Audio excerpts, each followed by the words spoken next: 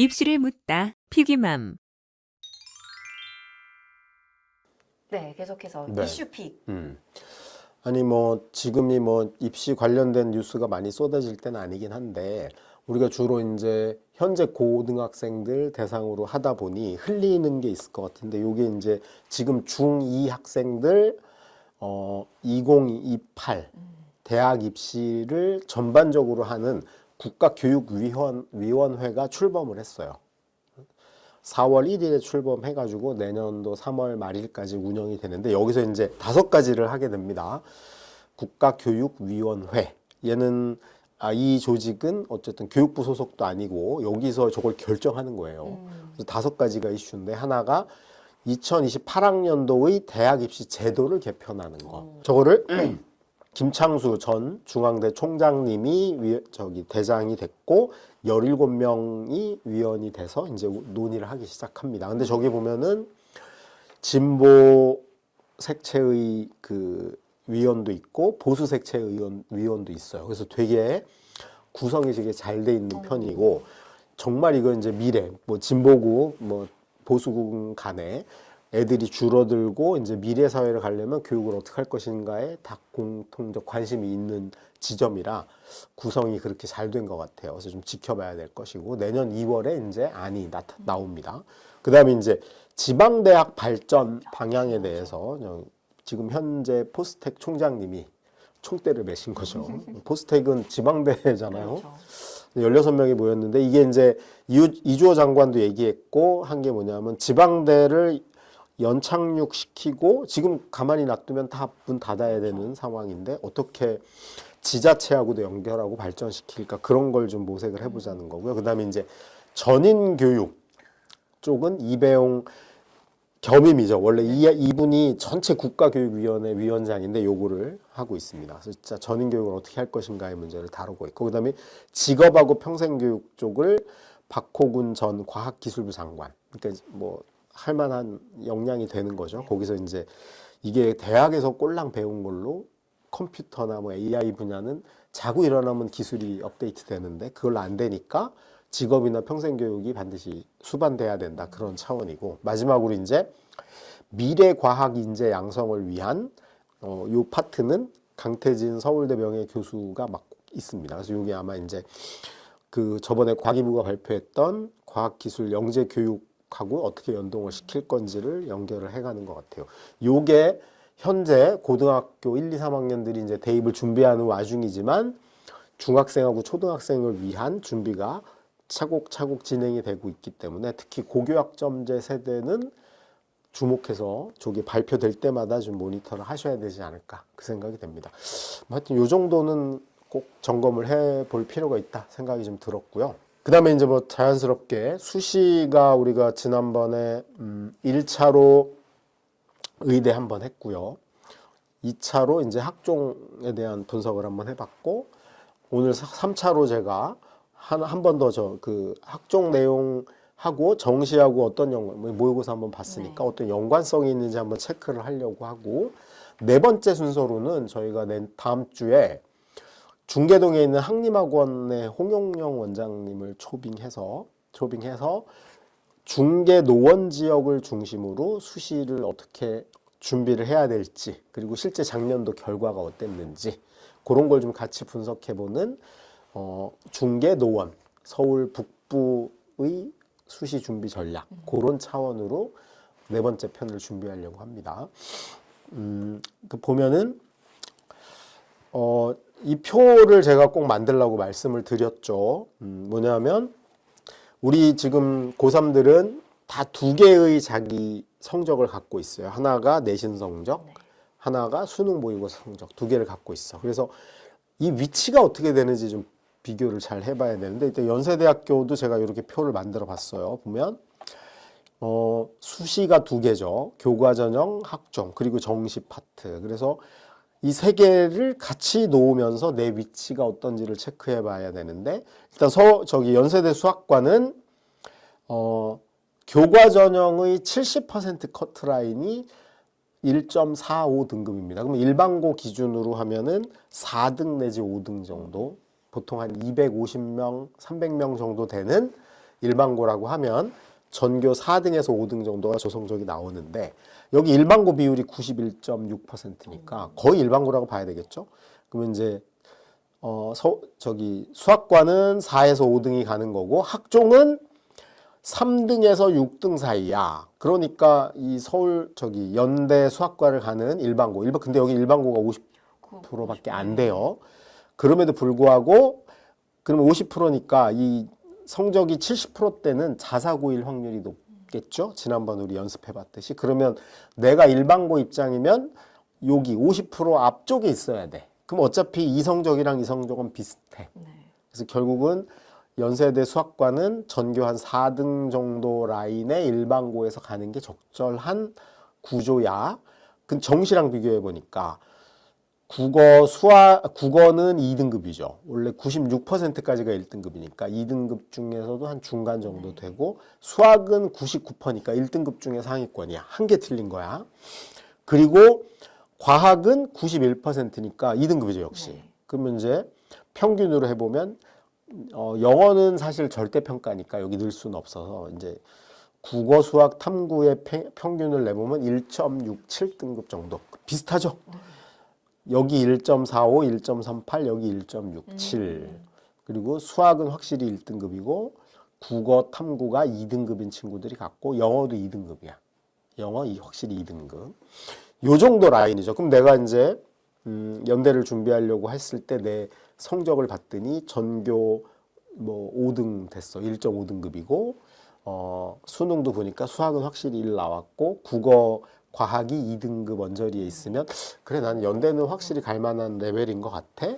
그러면 그 이상을 노리지 않는다고 하면 여기도 내보고 여기도 내보고 여기도 내보면 될 것 같은데 이제 6월 모의고사 성적하고 1학기 기말고사까지를 고려해서 여름방학에 이거 조정해서 이렇게 내면 되겠구나를 판단하면 되겠죠. 그래서 저거를 본인이 원하는 대학에 원하는 과들을 중심으로 저 정시까지 포함하는 표를 만들어 두면 실전적으로 접근하는데 되게 도움이 될 거다. 그런 생각이 좀 듭니다. 근데 이제 만약에 내가 전교 5등이면 연대만 내진 않을 거 아니야. 그렇죠. 6장을 내니까 한 군데 어디에 내겠어? 서울대도 내겠죠.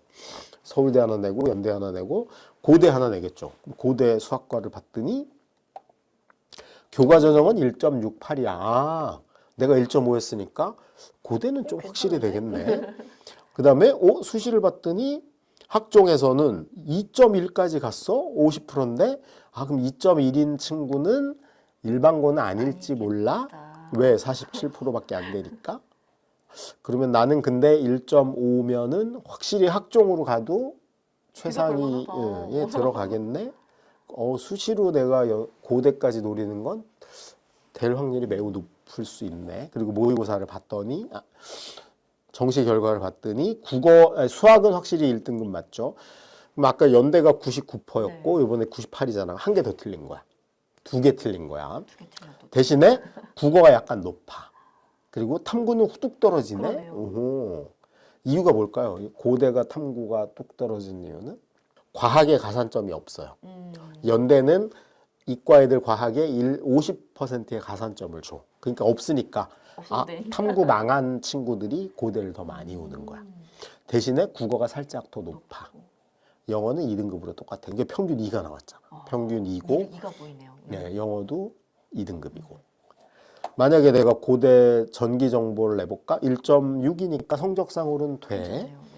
학종으로 봐도 1.9니까 나는 성적에서도 탑 클래스에 들어가. 이것도 1차 5배수 안에 안 들 리는 없지 않을까?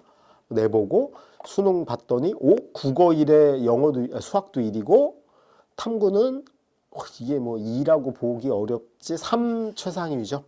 의외로 높네. 의외로 높고 영어는 2네. 수학이 확실히 낮았네. 그걸 비교해서 볼 수 있겠죠. 이렇게 해서 자기 포트폴리오가 될 만한 걸 이제 지난주에는 제가 교과 전형하고 학종만 만들려고 했는데 여기까지 만들어두면 훨씬 좋은 측면이 있는 것 같아요. 이건 만들면 되니까 제가 이제 아까 숭실대 걸 보여드리고 싶었었는데 숭실대는 되게 여러 개를 제가 넣어봤어요. 숭실대는 아마 일반고 학생들이 가장 많이 노리는 이제 학교 중에 하나겠죠. 숭실대 교과 전형을 보니까 일반고가 100%야. 뭐 다른 어떤 애들도 없고 일반고끼리예요. 기계공학이 2.09야. 그러면 보통 한 10등에서 14, 5등 사이 정도라고 봐야 되겠죠.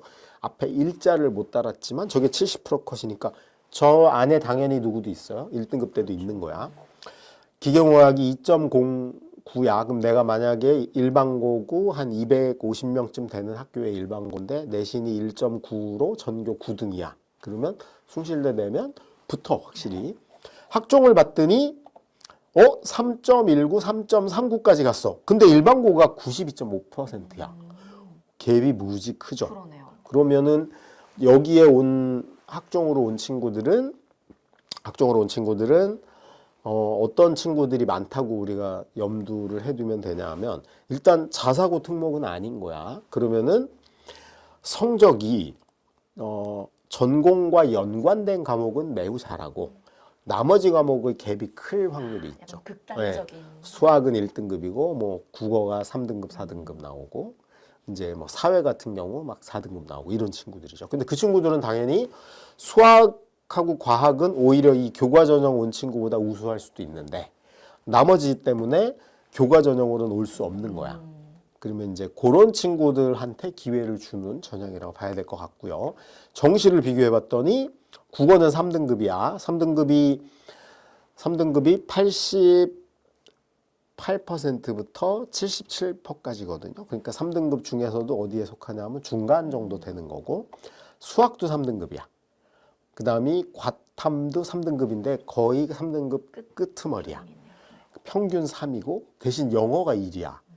이과라고 보기에 애매하긴 하지만 어쨌든 이 정도야. 그러니까 여기랑 비슷하죠. 내신에서 평균이 3이 나오는 친구고 정시에서도 3, 3, 3이 유지되는 정도 라인이 숭실대에서 좋은 과를 골라갈 수 있는 라인업이 됐다라는 거고요. 숭실대가 이런 자료를 제공했어요. 이거 이제 어디에서 나온 자료냐 하면 그 2028 그 교육 개혁 그러니까 고교학점제 이후에 대입을 어떻게 할 건가를 논의하는 그 포럼에서 이제 숭실대 교수님이 나와가지고 발표한 건데 자기들한테 원서 냈던 학생들 보니까 일반고에서 A를 받는 비중은 24.1%였다. 약 표준 편차가 2.5고 근데 그 친구들이 몽땅 A인데 이 친구들의 등급 컷 평균을 내보니까 3등급이더라. 맞죠? 딱 기가 막히게 딱 들어맞습니다.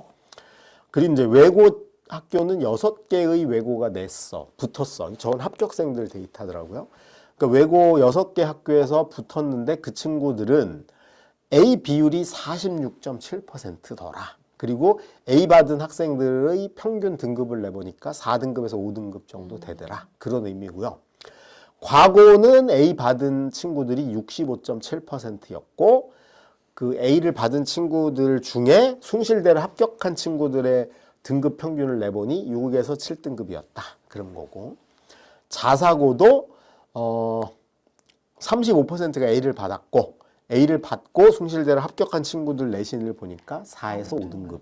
그러니까 딱 이 서열화가 된 거죠. 일반고는 3등급까지가 A고 특목고는 뭐 한 4에서 6, 7등급까지. 과고는 특히 6, 7등급. 외고랑 자사고는 4, 5등급 선이야. 그러니까 이게 왜 나왔냐면 ABC만 갖고도 뽑을 여지도 있더라. 그 얘기를 하고 싶었던 거죠. 이런 게 이제 하나 나와서 제가 여기가 왜 교과 라인은 2등급 초반으로 형성이 되는데 학종이 왜 3등급으로 가는지가 여기서 읽히는 거죠. 그리고 또 하나 이제 똑같은 포럼에서 나온 자료예요. 거기서 보면은 전형별로 탈락률이 나와요. 그 봤더니 2020년이고 2021년, 2022학년도인데 요때가 통합수능을 한 때입니다. 요때가. 근데 이렇게 가만히 보면 교과 전형하고 학종은 비슷하죠. 7.38, 여기 7.64. 근데 수능이 압도적으로 20.7, 여기가 11.5. 작년에는 확 줄었어. 근데 이게 준 게 이유가 뭐냐면 한 학기 통계밖에 안 되니까. 아마 이제 두 학기까지 다 하면은 또 그렇죠. 그렇지 뭐 더 뭐예요. 늘어날 수도 있죠. 그러니까 그렇다고 쳐도 압도적으로 정시가 많다는 건 알 수 있고, 그다음에 이제 요걸 좀 비교해 봐야 됩니다. 뭐냐면 요 21년에 탈락한 학생들이 무슨 과고 어딘지 이제 다 대학 알림에 올려져 있거든요. 그거하고 22학년도에 탈락한 친구들이 무슨 과인지를 한번 트래킹을 해봐야 되는데 그게 한 7월에 발표되더라고요. 제가 나오면 바로 알려드릴 텐데 이제 우리가 의견이 분분했잖아요. 이제 이과 학생들이 문과로 교차 지원하면서 학과에 적응을 못하고 탈락할 게 많다라는 예상도 있었고, 뭐 저는 반대였거든요. 아니다, 비슷할 거다였는데 그게 이제 밝혀지겠죠. 그러면 만약에 문이과 교차 지원이 대대적으로 일어났고 사실은 숭실대도 이과 학생이 문과 간 비율이 늘어난 거거든요. 그러면은 정시 탈락 비율이 적어도 이거보다 높아야 돼. 그러면 이제 이과인데 문과 가가지고 무리하게 괜히 좋은 데 가려고 문과 가서 안 맞는다고 그만둔 학생이 많아졌냐 적어졌냐는 이제 그때 밝혀질 확률이 높다. 이제 그거를 좀 같이 보면 얘가 좀 이해가 되죠. 학종이 일반고가 92.5%임에도 불구하고 3등급 언저리에서 거의 결정 나는 건 숭실대를 지원했던 일반고 학생들 중에 거의 합격한 평균이 3등급인 거야.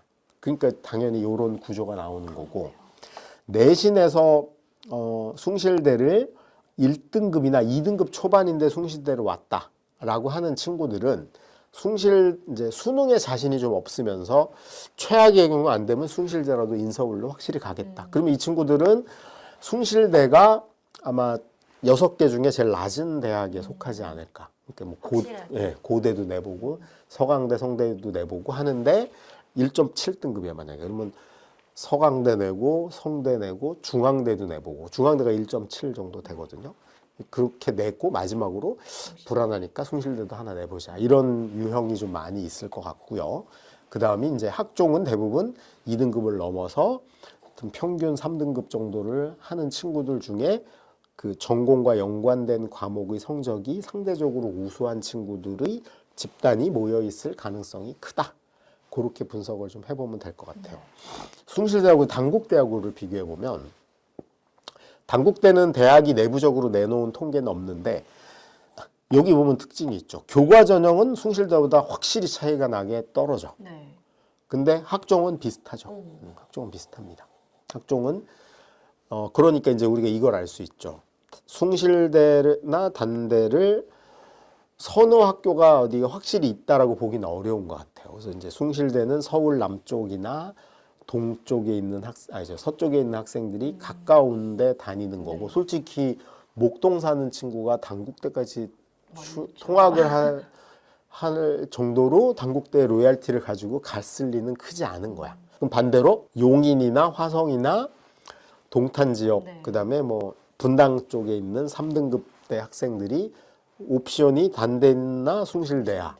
그러면 굳이 숭실대까지 그렇게 해서 가야 되겠다 이런 생각이 크진 않았을 수 있다. 그리고 근데 정시로 보면 평균적으로 3에서 3.67이었고 숭실대가 약간 높은 거죠. 그러니까 이제 정시를 한 친구들은 그래도 인서울이라는 어떤 그게 좀 더 강했던 것 같아요. 그러니까 한 학교만 가지고 비교하긴 그렇지만 확실히 정시로 오는 친구들이 대학의 서열화에 더 민감하지 않을까, 그런 생각이 좀 듭니다. 그냥 엄청나게 재수생도 있을 거니까 개고생 해가지고 내가 수능 1점이라도 더 받았는데 기왕이면 커트라인이 한 개라도 높은 데 가야 되지 않을까? 그런 절박함이 있는 것 같고, 오히려 학종으로 온 친구들은 비슷한데 그럼 전공을 더 찾거나 아니면은 길게 뭐 다니는 방향까지 또는 통학 거리까지를 고려해서 하는 게 아닐까, 이런 생각도 좀 들 수 있는 것 같아요.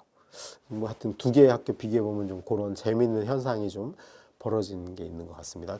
그 제가 다음 주가 되게 궁금한 게, 노원 중계 친구들은 과연 같은 성적대에 경희대를 갈지 중앙대를 갈지 뭐 아니면 경희대 수원까지 가는 게 맞는 건지 아니면 그냥 건대 이과로 가고 끝내는 건지, 그런 좀 지역의 성향이 대입에 어떻게 나타날지가 좀 궁금해요. 물론 서울대는 뽑아만 주신다면 뭐 앞에 저기 자취라도 해서. 그쵸. 3박 4일이라도 갈 텐데, 뭐 서울대, 의대, 연대, 고대 정도는 그럴 텐데, 나머지 이제에서 지역적 색깔이 어떻게 나타날지 그런 건 좀 궁금한 점이 있습니다. 궁금하네요.